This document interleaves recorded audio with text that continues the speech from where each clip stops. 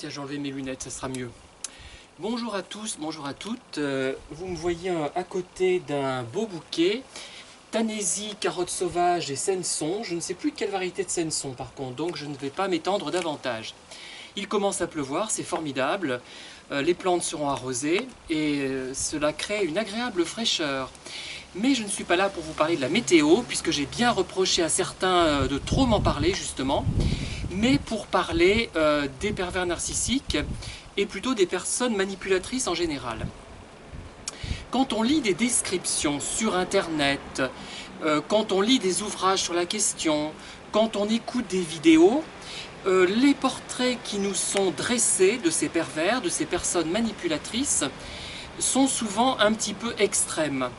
Si bien qu'on est rassuré, on se dit « Ah ben non, mon petit ami n'est pas comme ça, ma petite amie n'est pas perverse, elle est beaucoup plus gentille, mon père ne correspond pas du tout aux caractéristiques décrites dans cette vidéo ou dans ce livre. » Et ça rassure.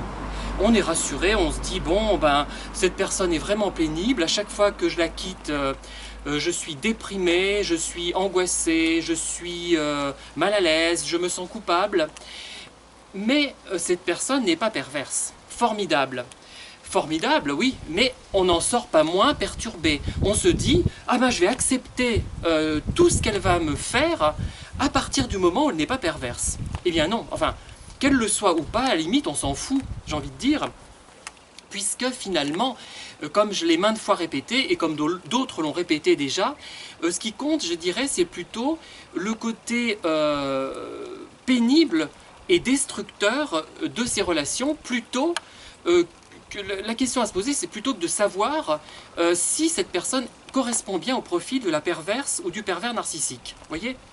On l'a dit sous tous les angles, mais je le redis, puisqu'effectivement, il y a des gens qui ne sont pas pervers, mais qui n'en sont pas moins extrêmement pénibles. Hein. Donc, ça ne résout pas le problème, et ça ne fait que nous tranquilliser. Ça nous empêche, je dirais, d'aborder le vrai problème, la vraie question. Est-ce qu'on va continuer à supporter ce qu'on supporte, sous prétexte que la personne ne correspond pas au prototype du pervers narcissique ou de la perverse narcissique? Eh bien non, c'est une erreur monumentale à mon sens. Ça peut permettre de, si on est sûr que cette personne n'est pas perverse, qu'elle n'est pas fondamentalement méchante, ça peut permettre peut-être de vivre les choses plus facilement, mais ça ne résout finalement pas le problème. Si on se sent coupable systématiquement quand on quitte une maison, quand on s'en va, il y a un problème, et ce problème ne vient pas uniquement de vous. Il peut venir en partie de vous. Il ne faut pas non plus tomber dans un schéma opposé et jeter tous les torts sur la personne qui est en face.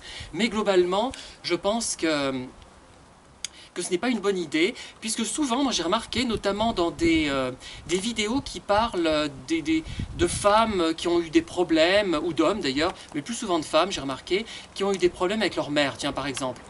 Alors on se dit, non, nos mères n'étaient pas comme ça, notre mère n'était pas comme ça, pas du tout.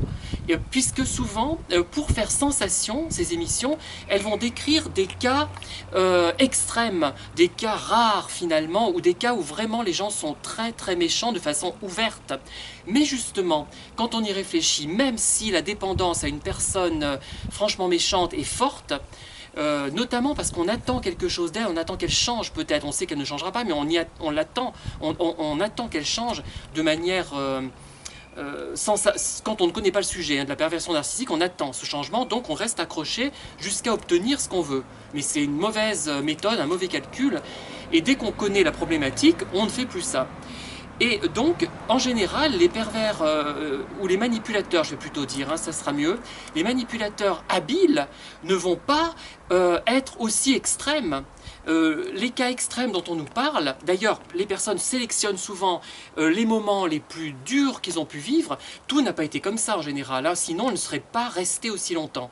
On a beau, bon, il y a des exceptions, mais en général, on ne reste pas aussi longtemps quand les choses sont extrêmes. C'est que la personne alterne les moments agréables et les moments désagréables. Et certaines le font avec beaucoup d'habileté, ce qui fait qu'elles nous paraissent finalement gentilles mais malheureuses, et c'est ce qui nous fait rester.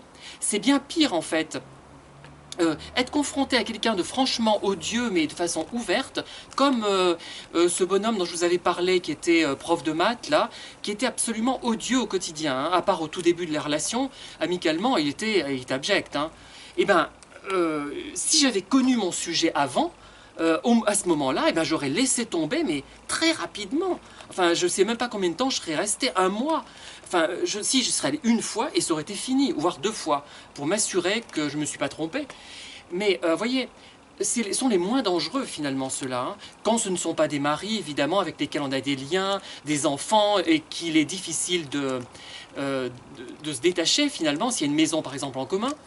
Mais les plus habiles en fait, les plus pernicieux et ceux que l'on soupçonne le moins, ce sont ceux qui finalement se font passer pour des petits malheureux, même s'ils sont réellement malheureux. On peut être malheureux aussi, hein, tout en étant pervers. D'ailleurs les pervers, vous le savez, sont très malheureux.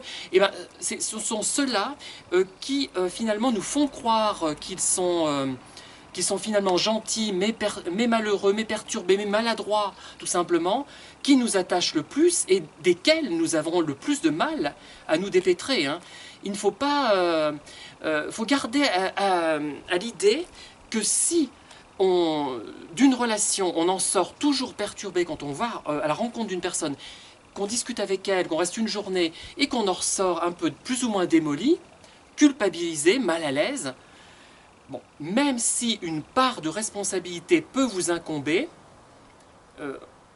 et encore pas toujours, puisque vous avez fait tous les efforts, si vous estimez que vous avez fait beaucoup d'efforts bon, et que le résultat est toujours le même, que vous faites des cadeaux, ça ne va jamais, bon, après vous pouvez manquer de psychologie, vous allez dire, il y a toujours le cas le plus...